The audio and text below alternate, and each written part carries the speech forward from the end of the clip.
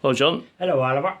And today we're going to talk about when I was driving down here, I came across a lovely church. It's St. Shiria's church, and it's in a place called Kilscare. It's Kilscare Parish. And so the first Mass in that church was in 1761, and the last Mass was in 1962. And Meath County Council took over the running of it, or they became custodians of it in 1981. So we're going to talk about that, and we're going to talk about as well maybe what the future is of maybe of other churches in Ireland, particularly the Catholic Church. Yes. Okay, Oliver, St. Shiria's Church.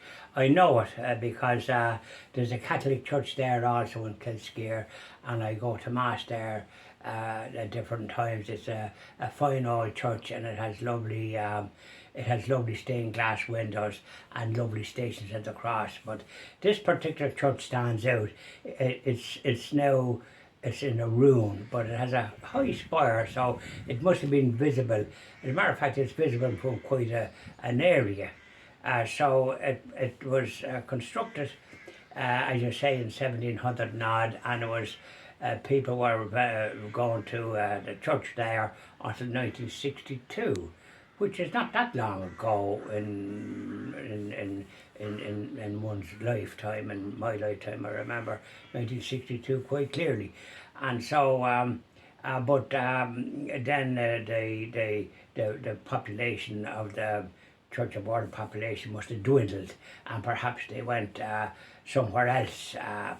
And though if they were here in the 1962, well then they were used to the way the state turned out, because I think it respected all religions. It wasn't particularly anti-Church of Ireland or anti-Protestant. It had become a very welcome place for churches of any denomination that wanted to practice their faith.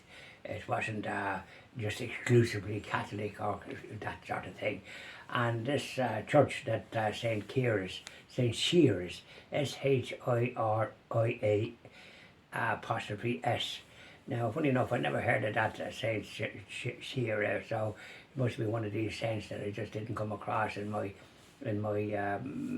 saints when I knew a lot of saints. And funny enough, when we talk about saints, this 12 Irish apostles in Clonard, where there was a great monastery, there's pictures of them up on the wall from St. Finian, but that's just another story.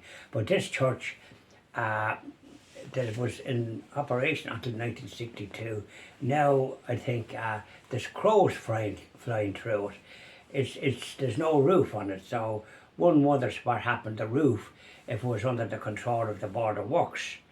I'd love to know what happened to the roof, because it shouldn't be in the state of disrepair that it is, with crows flying through it. You could hear them there when you had taken the pictures of it, and you could hear the crows.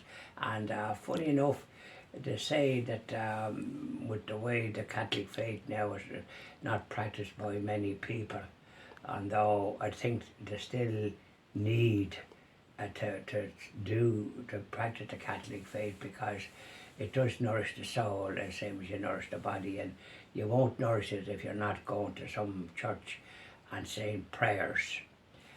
So that's just an aside. So with the way Catholic churches now, some of them have been sold.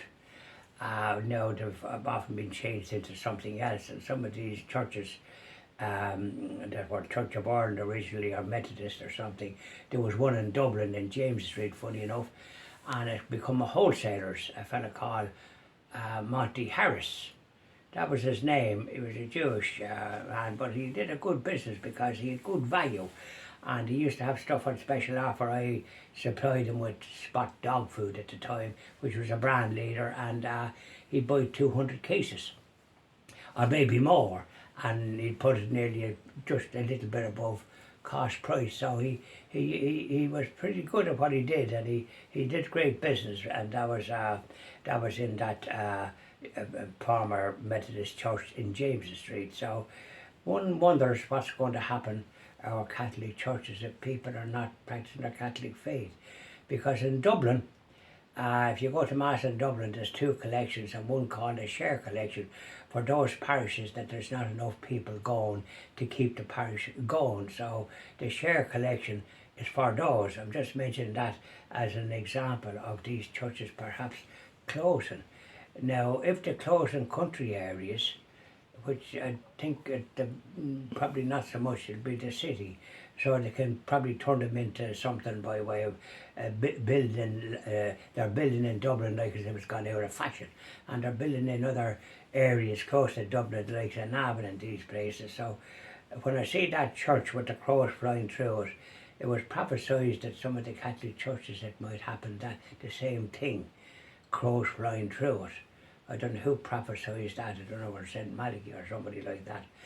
But when I see that church, there was an occupation until 1962, and whether the people that used to go there are no longer practicing their faith, or maybe they converted to be Catholics, one never knows. I'd love to hear the history about that. And funny enough, when I'm in Kilscare now, which will be very soon, I'll inquire about it. So that's a very interesting what you saw, and I know it, and I know where it is, and I was often surprised. I thought it might have been empty much longer than 1962, because I didn't think that it would be in such a disrepair. You have the wall, and you have the spire and all the rest of it, and it was a good size, so there must have been a good congregation. And there's trees around it. They always had these, I forget what they call them, not fir trees, but some other type of tree that birds could nest in them, which might cause droppings or whatever it is. So there were them kind of yew trees, I think they were called. And that one thing that Anglican churches, Church of Ireland, used to have those trees in their grounds, so as birds could nest. Really? That's right, yew trees. And interesting. I don't think Catholic churches had that kind of thing. If they had grounds, if they did have trees, birds were welcome. And some of the churches I go through, I can hear the birds and all the rest of it. And I think I like to hear birds. The thing is, it really adds to the ambience when you hear the birds. I mean, when I walked into the church today, I was just, the sound of those birds was lovely. That's right, yeah. Well, funny enough, when I grew up in Boyle County, Roscommon, there was land near where we lived, which we lived near the Barrack Square. We called it Barrack Square. Sometimes we call it a Barrack Village, but it was a square. There was 3 houses. Sergeant lived in one and 2 guards in another, including my father and mother. And now it was across the road from where we were, there was a land that normally so close to the town would have been houses in it, but these people that owned it, they were Church of Ireland people, and they didn't sell it. So you'd hear the crows in the summer, and I've always remembered the crows, and they're still at it. And it was on the wall, one of the walls along there from when you come out from the Barrack Square, there's a picture of, or a plaque up to Maureen O'Sullivan, the actress, whose daughter was Mia Farrow, and she was a very well-known actress. And she was married to Woody Allen, wasn't she? And married to Frank Sinatra as well. Oh, wow. Yeah, she kind of was not exactly practicing Catholic faith. I presume Maureen O'Sullivan with a name like that would have been baptised a Catholic, because that name would signify that. If it was somebody else to be called, maybe Gladys or something of that calibre, it wouldn't be a name that would be associated with being a Catholic. So these were little things that you began to notice as you were growing up and observing who was who and what was what. So that's very interesting about that church, and it was called, you did good research there to find out there was St. Shiria's church. Mm-hmm. Was there a sign that you could see in the grounds or anything like that? Oh, there was. As you go in there, I mean, it tells you all the dates that it was the first mass was in 1761. So when you think about it, okay, so 1761 was the first mass, right, okay, and 1962 was the last mass. So it did last a long enough time for a little parish, a tiny parish, you know. Did it last 300 years? He's at 300 years. He probably, 17, yeah. 18, 19. I think 200 it must years. have been about 300 years. Yeah. Yeah, 17 to 20.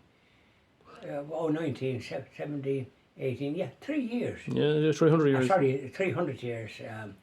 So that was a good length of time. Was, yeah. So they were kneeling down and saying a few prayers, but then of course I think they sing hymns more than Antoinette, because they don't have a tabernacle or stations of the cross in their churches, you know. Okay. So, the minister, usually vicar or that, is standing up in front of them and they're reading from the Bible and they break into song a good bit, Yeah. which is nice.